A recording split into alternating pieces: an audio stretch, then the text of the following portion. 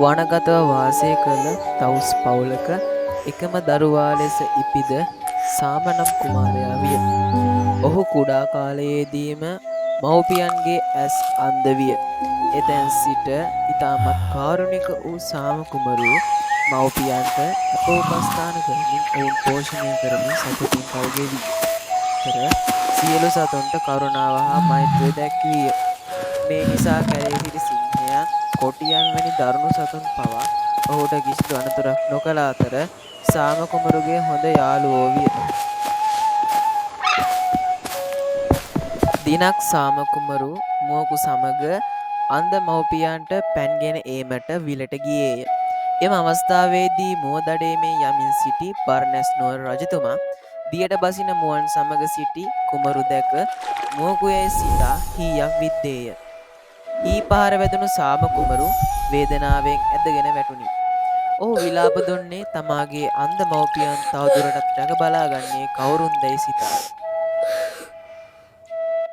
කුමරුගේ විලාපය ඇසූ රජතුමා කම්පාවට පත්ව මව්පියන් වෙත ගොස් සිදු වූ විපත දැන්වීය.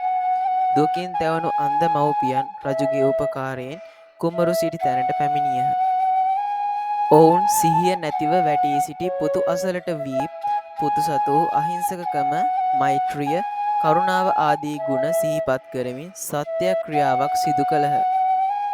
මොහොතේදී මේ සත්‍යක්‍රියාවේ හඬ ඇසුණු ශක්‍රදේවේන්ද්‍රයාණන් වහන්සේ විසින් සාම කුමරු සුවපත් කළේය. එසේම මව්පියන්ගේ අන්ධභාවයද නැති වී පෙනීමද ලැබුණි. මෙම ජාතක කතාවෙන් ප්‍රධාන වශයෙන්ම පැහැදිලි වන්නේ මව්පිය උපස්ථානය සහ සාම කුමරු දැක්වූ පරිශුද්ධ උපස්ථානය සහ භක්තියයි.